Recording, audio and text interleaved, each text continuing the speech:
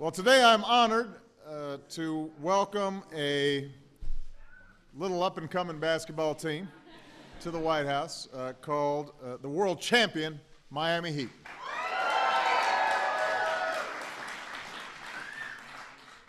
Now, for many teams that come here, this is a lot of cameras in one place. It's a little overwhelming.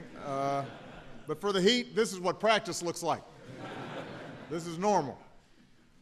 I know this is the first trip for some of these players, but a few of them were here a couple of years ago for a pickup game on my birthday.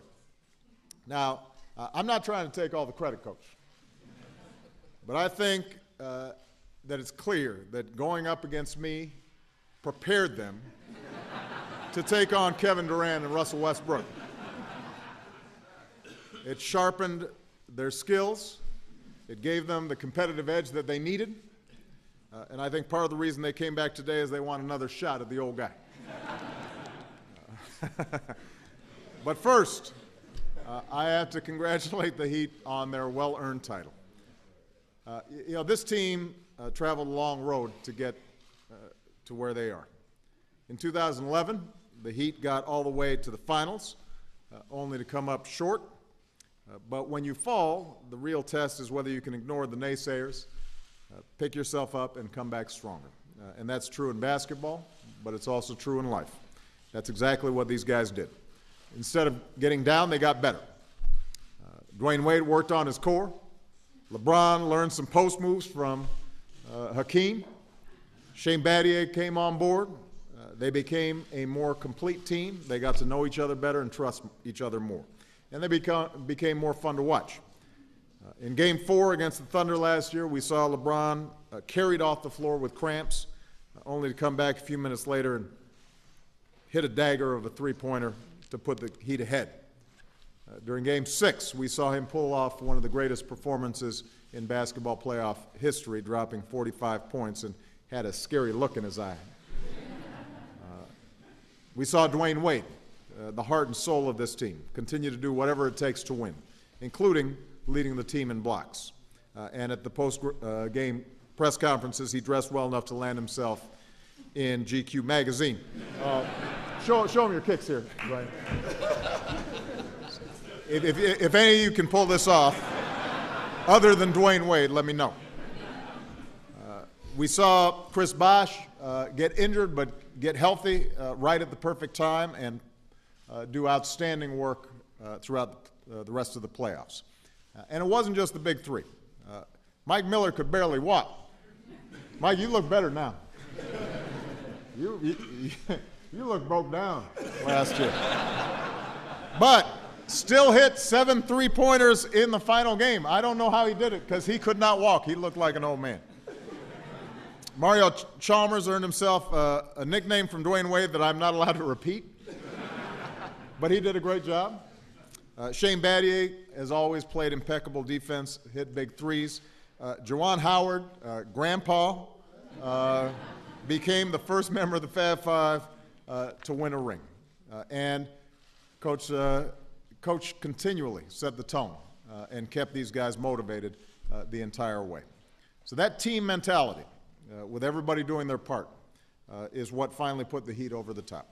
And it's especially impressive when you think about everything they've had to deal with over the last few years.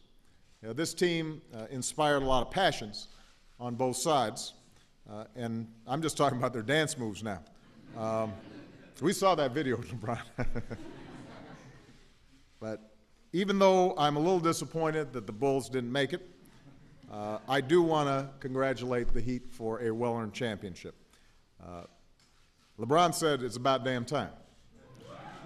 And I want to thank them for taking the time this afternoon to spend with Wounded Warriors of Walter Reed, because you guys are heroes to them, but they're heroes to all of us. And let me just say one last thing about these guys, and I mentioned this as we were coming in. Now, there's a lot of focus on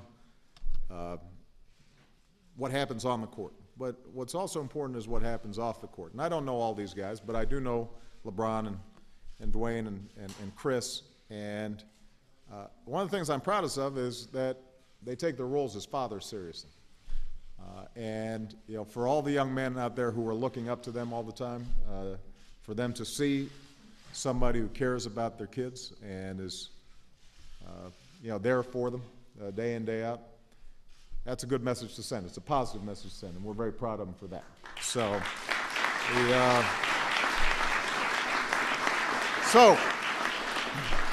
congratulations again to the Miami Heat, and now we are going to take a picture that makes me look very short. I'm accustomed to it, but first I'm going to ask Coach to say a few words. Thank you, Coach.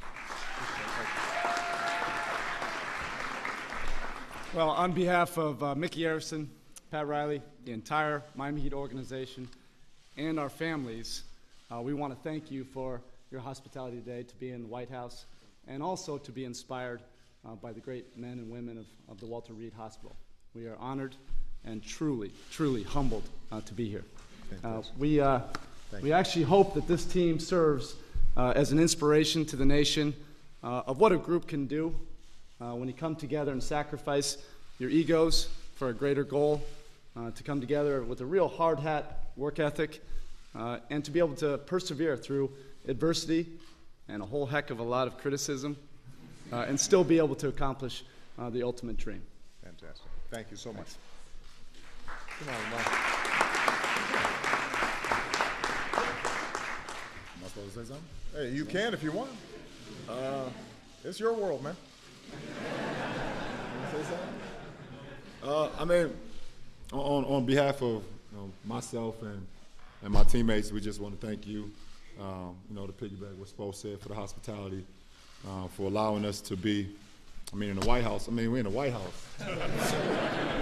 I mean, and Coach said, Brad said it's real casual, so, I mean, we kids from Chicago and Dallas, Texas, and Michigan and Ohio and South Dakota, Miami. I mean, and we're in the White House right now. This is like, hey, Mama, I made it.